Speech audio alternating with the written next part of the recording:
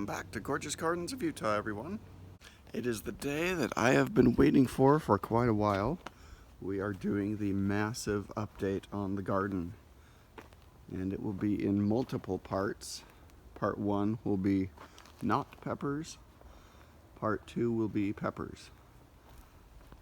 Here is the peach tree. This was a pit grown, and it's a possible cross between the O. Henry and the sweet cap. Here is the unknown pear tree. Starting to ripen up here a bit. Those won't be ready until late September, early October. But this thing has gone crazy just like normal. I had it trimmed down to just these weeping branches here. Oh, got a bird nest, sweet. No wonder the cats like it over here. And then all of these vertical shoots have come off of it this year. So I'll be trimming those back in the fall time. Try to control it a little more next year. Here is the boxwood. And I've cut out a little area so that Mikey can go hide when he needs to. This is all that's left of the tall grass here. The cats like to sit out here when it's really sunny, and I'm not out here bugging them. Here is the black currant, and it looks like there is or was some little currants at one point. Traditionally, this has been more bitter. Tastes good. I can see why it definitely is made in a jam, though. Here's our cherry tree. Had about 20 cherries on it this year. Here is another peach grown at the same time as this guy over here, only this one has lived in the container, and since it is pit grown, I'm leaving that sucker off to the bottom there because the top part seems to be dying back a bit. Alright, past the cherry tree we have the 2-year-old elderberry, and this is a straight fruit-bearing elderberry, although it appears that the birds are liking them a little more than we will. Here is another, this is more decorative. This is a gold variety of elderberry. We have a willow growing. That is completely grown out in a week's time. So I will pull that out here a little later. Probably have to do some supplemental weeding. We've got these honeyberries here. This guy, they kind of died back, but they're starting to come back a little bit there. And these ones we pulled out of the front yard. This is a meadow sage, a burning bush, gaillardia. That was a potentilla. That's the third potentilla I've killed, so I'm giving up on potentilla. We have the very fungus susceptible Korean maple here. Another burning bush. Catmint, not catnip, catmint. And forsythia. Here's my desert 4 o'clocks. It's actually looking better. It was pretty much covered in those tan dead leaves. Alright, back over we have the apricot. Now this one doesn't have that tasty of fruit, whereas that one on the other side has very tasty fruit, but it is in a spot that I don't want it to be. I'll be turning that all into veggie garden later. So I'm going to try to graft some of that onto this guy at some point. Continuing on, this one is a jostaberry. That's a cross between gooseberry and black currant. And the goji doesn't seem to be liking the heat here, but it is sending out the tall branches, and it is sending out some suckers also, so that's good. Here is the plum tree. Not any plums on it this year. And the Gala apple tree.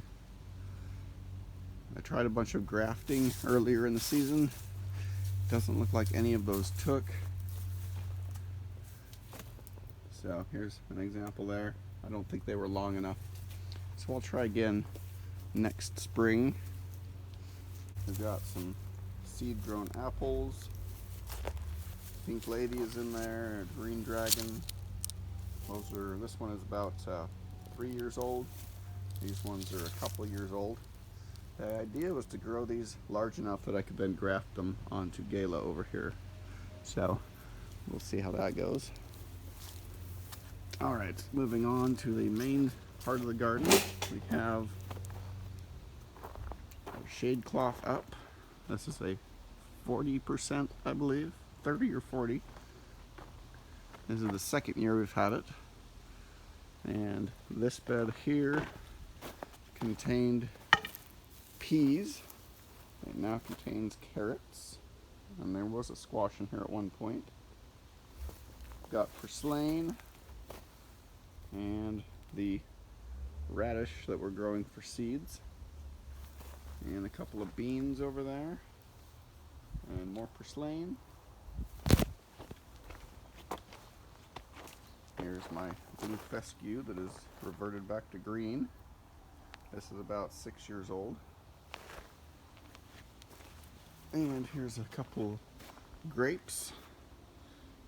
That one's doing much better than that one. And there's two more. That one's doing much better than that one. But I need to go through and cut off most of these branches except for the ones that are growing upwards. Alright, here's our Armenian yard-long cucumbers. And I will be putting up another shade cloth similar to that one over here. We got our cattle panels set up, but Armenian yard-long cucumbers along with some lettuce and our marigolds and dill, our mafia level of catnip here, and time to water the watermelon there. Not looking too happy. And then there's another melon of some sort there. And then moving over to the stuff still in containers. We've got a lot of different basils, a bunch of different sage. Here's a seed-grown echinacea, some thyme, pennyroyal. Got the willow right there. Clematis, tansy, olive, that's Russian olive.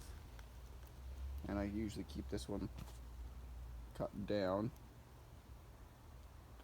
A artemisia, another clematis that needs to be weeded, blueberry, azalea, blueberry.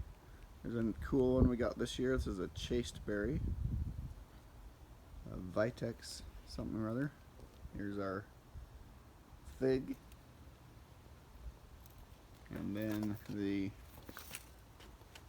as you'll see, this is the Avatar logo right there. That is a blackberry lily. So I've got two of those. Those are seed grown. Takes 2 years to get to this level here. So most of these will be planted in the front yard as soon as we get that figured out. And we will zoom over to there. We have the fern bush right here. The centerpiece to the garden. Attracts all the bees and pollinators. We've got the forsythia. And then all of the river rock that I installed last week. And we still haven't decided what to do with this corner here. There are some sweet potatoes right here.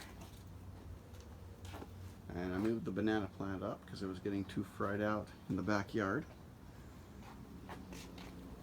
And here's the area where most all of those herbs and stuff will be going. We've got a few beans and obviously weeds still growing in here. But for the amount of weeds we don't have, it is quite beneficial, since our entire front yard was at one point a weed infested area. That's the main reason we took out the front lawn, because it wasn't lawn anymore, it was just weeds. We've got the raspberries. I am leaving the purslane because it's a good ground cover. I am not, however, leaving the bindweed and the spurge. We got the blackberries and boysenberry here. And finally, our Arkansas black apple tree.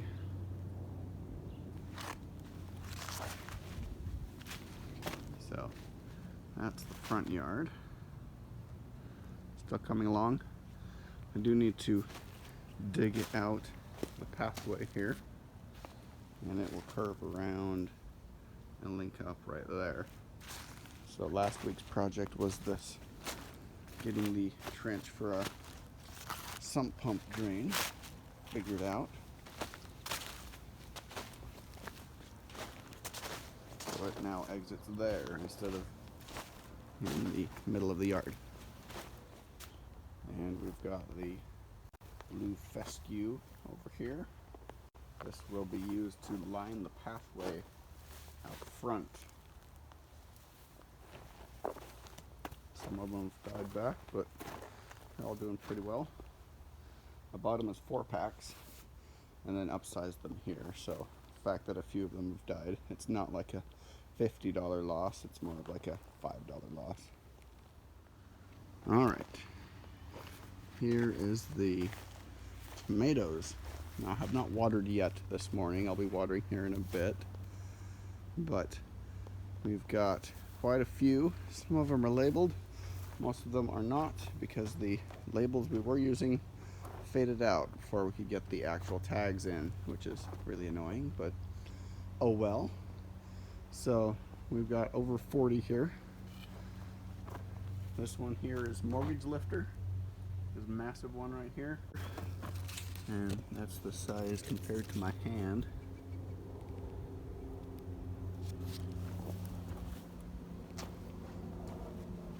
A few others, bunch of paste ones, bunch of random ones here and there.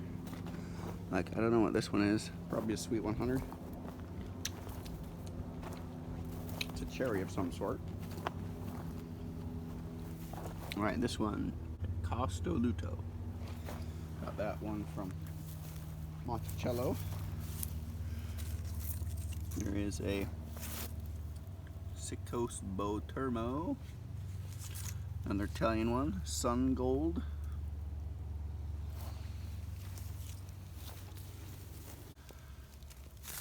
Alright, this one is one from one of my pepper buddies. It's like a German yellow and red something or other. Not sure if they're not sure if it was crossed, so they wrote it as if it were.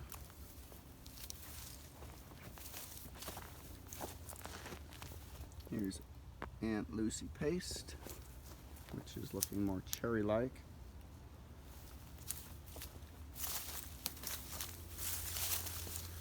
All these tomatoes over here. This is probably a purple Cherokee or a black Krim. Another large one. This is probably the Sun Sugar. Very good.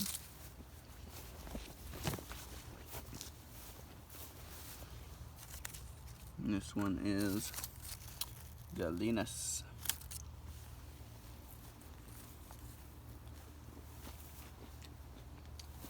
and has a mild flavor to it. All right, down inside the hut here. Not sure what this one is. That one's kind of weird. And this one's obviously dying. Another large one there. That could be another mortgage lifter. I think I planted 2 of them. All right, Berkeley tie-dye. And some itty bitties right there. And don't know really what most of the rest of them are. So yeah, those are the tomatoes. All surrounding my wind tunnel that I've cut down. All right, that's it for the non-peppers.